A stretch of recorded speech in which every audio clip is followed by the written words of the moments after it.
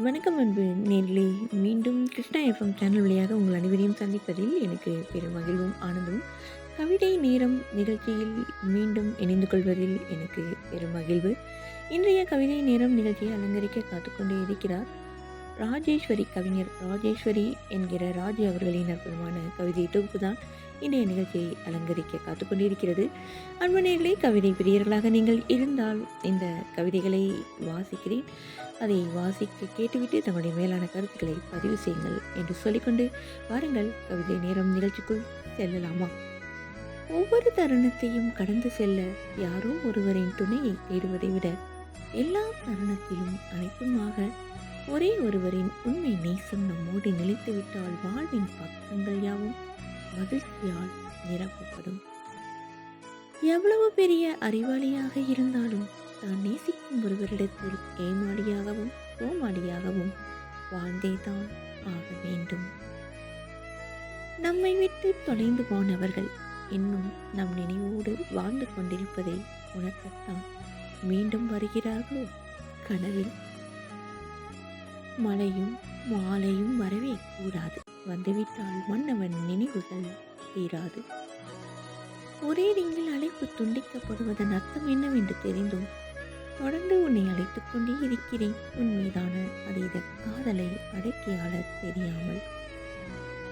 நிறைய தவறுகள் செய்வான், இருந்தாலும் அவன்தான் எனக்கு சரியானவன்.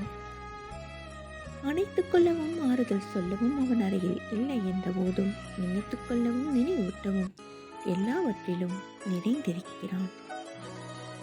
பேச நினைப்பதை தயக்கமின்றி பேசிவிடும்படியாக, அழுகையை மறைத்துக் கொள்ளாமல் உடைந்து அழுது விடும்படியாக ஓர் உறவு கிடைத்துவிட்டால் வாழ்வின் கடினமான நாட்களையும் இலகுவாக கடந்து விடலாம்.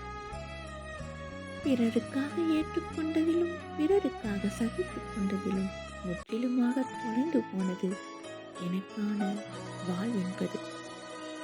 பிறரை பார்த்து எதுவும் சிந்திக்காமல் ஏதேனும் வார்த்தைகளை சொல்லி வசைப்பாடுதல் என்பது எளிது.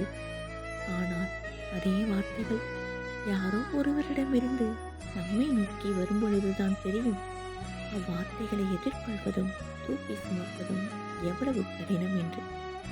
பிடித்திருக்கிறது என்பதை விட அவனை மட்டுமே பிடித்திருக்கிறது என்பதுதான் அவனது அரை நொடி பிரிவினை கூட 1000 யுகங்களாய் உணர வைக்கிறது. அன்று எவையெல்லாம் வேண்டாம் என நினைத்தேனோ, எவற்றையெல்லாம் தூக்கி எறிய நினைத்தேனோ, அவற்றோடுதான் என்றும் நான் வாழ்ந்து கொண்டிருக்கிறேன். அதனால் நான் அவற்றையெல்லாம் விரும்பிவிட்டேன் என அர்த்தமில்லை. அவற்றோடே வாழ பழகிவிட்டேன், அவ்வளவுதான். அங்கனிலேயே அற்புதமான இந்த கவிதை தொகுப்புக்கு சொந்தக்காரர் ராஜேஸ்வரி என்கிற ராஜே அவர்கள் சென்னையிலிருந்து அற்புதமான இந்த கவிதை தொகுப்பை அனுப்பி வைத்திருக்கிறார்கள். அவர்களின் அழகான இந்த கவிதையை நீங்கள் நான் வாசிக்க கேட்டிருப்பீர்கள். உங்களுடைய அற்புதமான கருத்துக்களை இங்கே பதிவு செய்து கவிஞரை நீங்கள் ஊக்கப்படுத்த வேண்டும் என்று சொல்லிக்கொண்டு இதே போல ஒரு அற்புதமான கவிதை நேரம் நிகழ்ச்சியோடு சந்திக்கலாம். அதுவரை உங்களிடமிருந்து விடைபெறுவது நான் உங்கள் அன்பு அறிவிப்பாளர் சகோதரி இறைவேணி கிருஷ்ணா. வணக்கம் அன்பு நேய சொந்தங்களே, நன்றி நேயர்களே.